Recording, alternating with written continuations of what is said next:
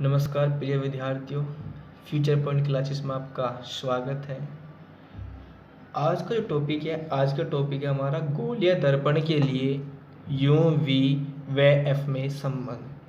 तो आज जो हमें पढ़ना है यू वी एफ में संबंध पढ़ना है। तो यू में तुम्हें पहले ही बता चुका था कि यू होती है वस्तु की दूरी और वी होती है प्रतिबिंब की दूरी और एफ होती है दर्पण की फोकस दूरी। तो आज इन तीनों में हम एक रिलेशन पढ़ेंगे। तो रिलेशन पढ़ने के लिए हम बात करते देखते हैं। माना M1 व M2 एक अवतल दर्पण। देखो ये अवतल दर्पण क्यों है? क्योंकि इसका जो परावर्तक पृष्ठ है कैसा है? दबा हुआ। तो माना M1 व M2 एक अवतल दर्पण जिसका ध्रुव P व वक्रता केंद्र C व मुख्य फोकस F है। तो ये हमने इसकी बात करी। तो माना एक वस्तु AB, माना एक वस्तु AB मुख्य अक्ष पर कहाँ पे है? ये मुख्य अक्ष पर ध्रुव P से स्मॉल u दूरी पर। देखो यहाँ से यहाँ तक की जो दूरी है वो कितनी है? Small u।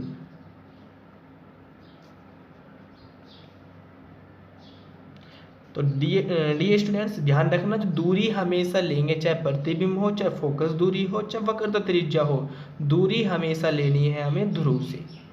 तो माना एक वस्तु AB ध्रुव P से स्मॉल u दूरी पर मुख्य अक्ष पर लंबवत रखी है। देखो लंबवत रखी है, जिसका प्रतिबिंब, अब इसका प्रतिबिंब बनता है जिसका प्रतिबिंब मुख्य अक्ष पर A dash B dash Dhruv P से स्मॉल v दूरी पर। तो यहाँ से यहाँ तक की जो दूरी है वो कितनी है?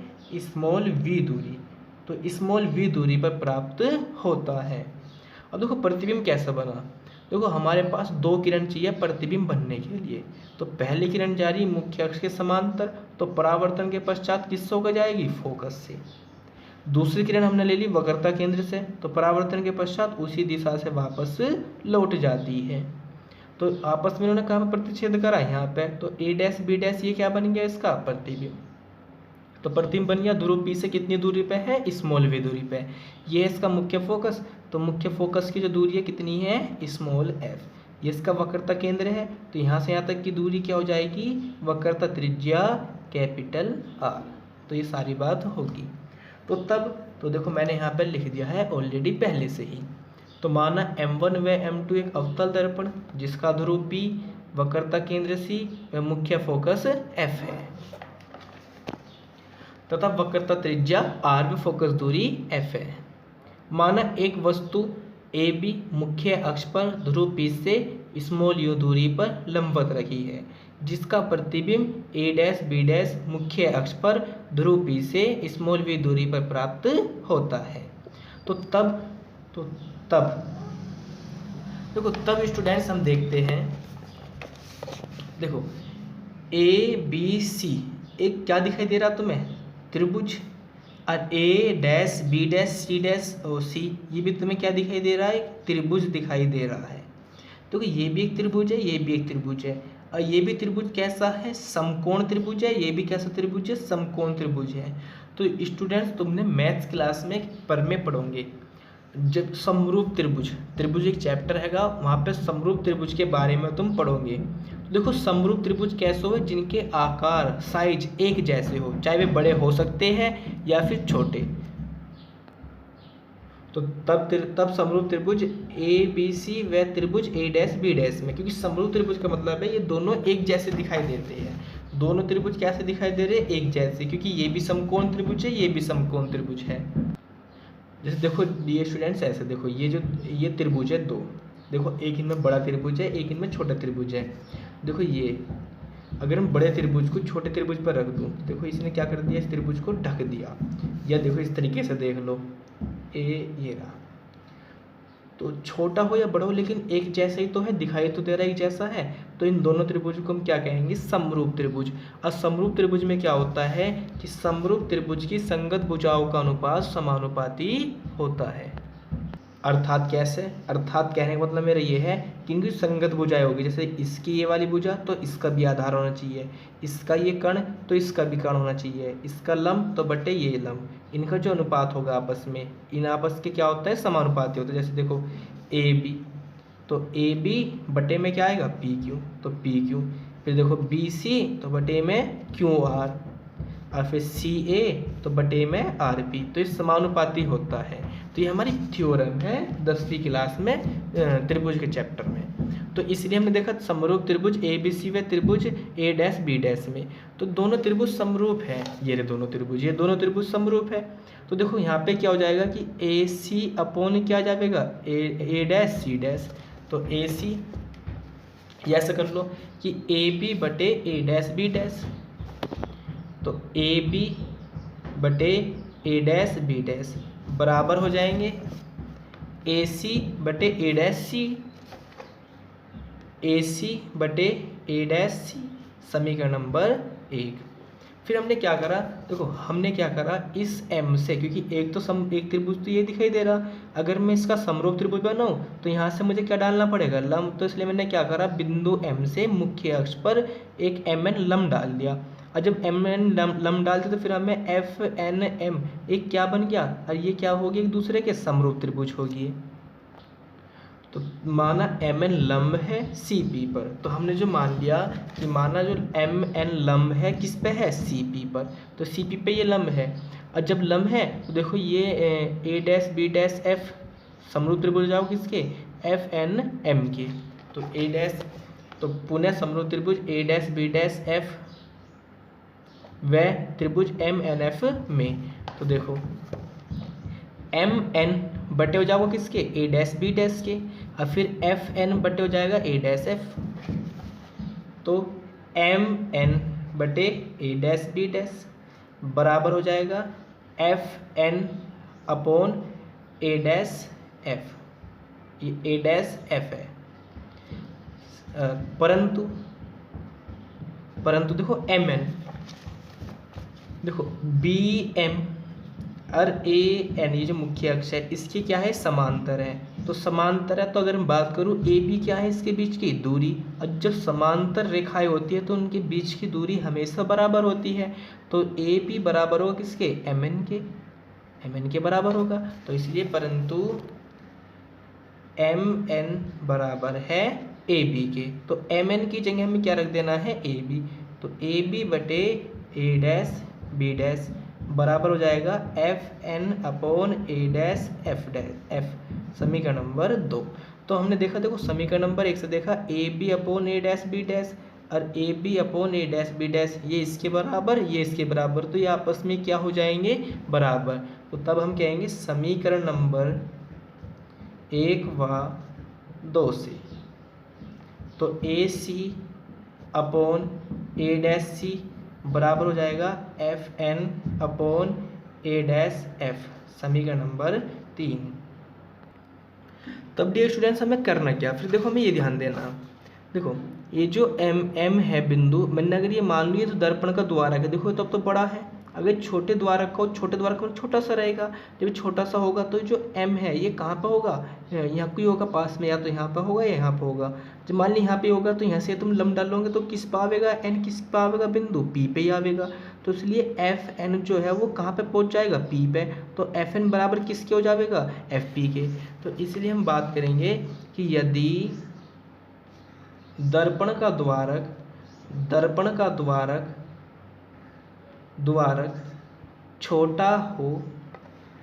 छोटा हो तब FN बराबर हो जाएगा FP, तो तब समीकरण नंबर 3 से तो देखो AC upon A dash C बराबर हो जाएगा FN की जगह में क्या कर देना FP upon A dash F, समीकरण नंबर 4। अब देखो ऐसा हमने क्यों करा, हमने ऐसा इसलिए करा, तो देखो हमें ये दूरी चाहिएगी AC। अब AC की दूरी कैसे निकालेंगे, क्योंकि हमें AC की दूरी तो पता नहीं, लेकिन हमें दूरी पता है AP के बीच की दूरी पता है, क्योंकि AP के बीच की दूरी क्यों पता है, क्योंकि यहाँ से यहाँ तक क्या है वस्तु रखी है, और वस्तु की दूरी कितनी है यूँ। तो देखो अगर मैं यहाँ से यहाँ तक मैं से ये माइनस कर दूँ, मैं इस सारे में से ये माइनस कर दूँ तो क्या दूरी बचेगी AC, और यहाँ से यहाँ तक की दूरी मुझे पता है क्या है, वक्रता त्रिज्या। तो इसलिए मैं क्या करूँगा, इसलिए मैं यहाँ से यहाँ तक की दूरी इस सारी दूरी में से माइनस कर दूंगा तो AC मिल जाएगा। अब देखो FN मुझे नहीं मिलता तो इसलिए मैं दर्पण का द्वारा छोटा कर लिया, क्योंकि यहाँ से यहाँ तक की दूरी नहीं पता, लेकिन यहाँ से यहाँ तक की दूरी कितनी है, फोकस दूरी F है। तो इसीलिए अब देखो हम इन्हें चेंज करते हैं दूरियों में। तो देखो दूरियों में चेंज करते हैं, कैसे करेंगे, देखो AC का तो तुम्हें पता लग गया कि AC की दूरी कैसे चेंज करेंगे। देखो AC चाहिए हमें, तो AC के लिए हम क्या करेंगे, इतनी दूरी चाहिए यहाँ से यहाँ तक, तो हम इस सारी दूरी में से ये दूरी माइनस कर देंगे। तो क्या लिखेंगे, AP माइनस CP। तो AP माइनस CP फिर बटे A'(C). अब देखो A'(C) की बात करते हैं, तो A'(C) कहाँ पे है, यहाँ पे है। तो इसकी दूरी के लिए हम क्या करेंगे, CP में से माइनस कर दो A'(P), तो क्या बचेगा ये। तो हम क्या करेंगे, CP माइनस A'(P). तो CP माइनस A'(P) बराबर FP की दूरी हमें पता ही है, फोकस दूरी है, अपॉन A'(F). अब A'(F) क्या है, A'(F) तो क्या करेंगे, A'(P) में से FP माइनस कर दो, तो A'(P) में से FP माइनस कर दो, तो इस समीकरण नंबर बन जाएगी 5। तो यहाँ पे लिख देना समीकरण नंबर 4 में। तो 4 में हमने थोड़ा सा चेंज कर दिया, तो समीकरण नंबर बन गई हमारी 5। अब देखो ये जो दूरी रखनी है AP की दूरी कितनी है, AP की दूरी कितनी है U। लेकिन जब हम दूरी रखेंगे तो हम दूरी रखेंगे चिन्ह परिपाटी के अनुसार। और चिन्ह परिपाटी के अनुसार मैंने तुम्हें पहले ही बताया था कि दूरी अगर ध्रुव, ये जो मूल बिंदु है, तो मूल बिंदु के लेफ्ट में होगी, क्योंकि इसे मानते हैं मूल बिंदु। तो इधर वाली दूरी धनात्मक चिन्ह के साथ लेते हैं, इधर वाली दूरी ऋणात्मक चिन्ह के साथ लेते हैं। तो सारे के सारे इधर ही है, और जब इधर ही है तो सारे की सारी दूरी किस चिन्ह के साथ लेंगे, माइनस चिन्ह के साथ। तो इसीलिए तो डी स्टूडेंट्स देखो हमने देख लिया, हमारे पास समीकरण 5 चाहिए थी, तो हमें क्या चाहिए, AP चाहिए। तो चिन्ह परिपाटी के अनुसार देखो AP अब वस्तु के बीच की दूरी, और वस्तु के बीच की दूरी कितनी थी, U थी, लेकिन इसे किस चिन्ह के साथ लेंगे, माइनस चिन्ह के साथ। फिर CP क्या है, वक्रता केंद्र तक की दूरी, तो वक्रता त्रिज्या कितने जाओगे, -r। अब A'(P) ये क्या बन रहा था, प्रतिबिंब। तो यहाँ से यहाँ तक की दूरी क्या हो जाएगी, -v, और FP फोकस दूरी, तो -f। तो चिन्ह परिपाटी के अनुसार हमने दूरी लिख ली, तो फिर हम क्या करेंगे, तब समीकरण नंबर 5 में, तो समीकरण नंबर 5 में देखें तो देखिए AP की जगह में क्या रखना है, माइनस का U, ब्रैकेट लगा दिया, फिर चिन्ह का है, फिर माइनस का, तो माइनस, फिर हमें क्या लिखना है, CP, और CP की दूरी कितनी है, -r, क्योंकि ब्रैकेट में लिखेंगे, बटे फिर CP कितनी है, -r, फिर माइनस A'(P), तो A'(P) कितनी है, -kV, बराबर FP कितनी है, -kF, और अपोन में A'(P), तो A'(P) कितनी है, -kV, और माइनस FP कितनी है, -kF। अब इन्हें सोल्व कर लेते हैं। जब इन्हें सोल्व करेंगे देखो यहाँ पे चिन्ह का है प्लस का, तो प्लस माइनस माइनस, तो यहाँ पे आएगा माइनस का U और माइनस माइनस प्लस के R, अपॉन -kr और माइनस माइनस प्लस V, बराबर यहाँ हो जाएगा माइनस का F अपॉन माइनस का V, minus minus plus F। अब देखो हमें R तो नहीं चाहिए, हमें चाहिए UVF, तो UR आ रहा है, तो परंतु R बराबर तुमने पढ़ रखा है क्या होगा, 2F, तो R की जगह क्या कर दो, 2F रख दो, तो माइनस का U प्लस का R की जगह क्या कर देना, 2F अपॉन फिर माइनस का 2F प्लस V, और बराबर माइनस का F अपॉन माइनस का V प्लस का F। अब देखो इनमें रिलेशन निकालना, तो क्या कर दो, इसकी मल्टीप्लाई इसमें, इसकी मल्टीप्लाई इसमें, तो क्रॉस मल्टीप्लाई करनी पड़ेगी। देखो इसकी मल्टीप्लाई इसमें करेंगे तो माइनस के F की मल्टीप्लाई होएगी माइनस के 2F प्लस V में, फिर बराबर माइनस V प्लस F की मल्टीप्लाई होएगी किसमें, माइनस U प्लस 2F में। देखो इस जो माइनस F की मल्टीप्लाई करनी है तो इसकी मल्टीप्लाई इसमें भी होएगी, इसमें भी होएगी। देखो सबसे पहले हम इसमें मल्टीप्लाई करेंगे तो माइनस माइनस प्लस, और F की मल्टीप्लाई F में हो जाएगी तो हो जाएगा 2F², फिर माइनस प्लस माइनस, फिर हो जाएगा VF फिर बराबर। अब देखो ये जो माइनस वी है तो इसकी भी मल्टीप्लाई इसमें होगी और एफ की भी मल्टीप्लाई इसमें होगी। तो किस तरीके से होगी, पहले माइनस एफ वी की मल्टीप्लाई होगी माइनस यू प्लस 2f में, फिर प्लस एफ की मल्टीप्लाई होगी किसमें, माइनस यू प्लस 2f में। तो यहाँ पे बचा हमारा 2f स्क्वायर, क्योंकि प्लस के चिन्ह चाहे पहले शुरू में लिखो या ना लिखो वो तुम्हारी मर्जी है। फिर प्लस के वी एफ बराबर, देखो माइनस माइनस प्लस तो यहाँ हो जाएगा यू वी, फिर माइनस प्लस माइनस तो जाएगा 2v एफ, फिर देखो इसकी मल्टीप्लस में करेंगे तो plus minus minus u F plus plus plus 2f square. देखो 2f स्क्वायर इधर भी है, 2f स्क्वायर इधर भी का प्लस के, तो 2f स्क्वायर से 2f स्क्वायर कैंसिल। तो यहाँ पे बचा वी एफ बराबर, यहाँ पे बचा यू वी और माइनस के 2v एफ और माइनस के यू एफ। अब देखो वी एफ यहाँ पे भी है, वी एफ यहाँ पे भी है, तो ये 2v एफ है, इसे इधर ले आओ तो वी एफ इधर आके काय को जाएंगे ये प्लस के 2v एफ। देखो डियर स्टूडेंट्स, तो यहाँ पे क्या है, यहाँ पे देखो माइनस प्लस माइनस था तो यहाँ माइनस था, तो ये तो माइनस के वी एफ और इधर हम क्या ले आए माइनस के 2f, इधर आके हो जाएंगे प्लस के। तो इधर क्या बचा, इधर बचेगा यू वी और माइनस के यू एफ। देखो 2v में से एक वी एफ चले जाएंगे तो कितने बचेंगे, वी एफ बराबर यू वी माइनस के यू एफ। अब हम इसमें क्या करेंगे, इसमें करेंगे दोनों तरफ यू वी एफ से भाग करने पर,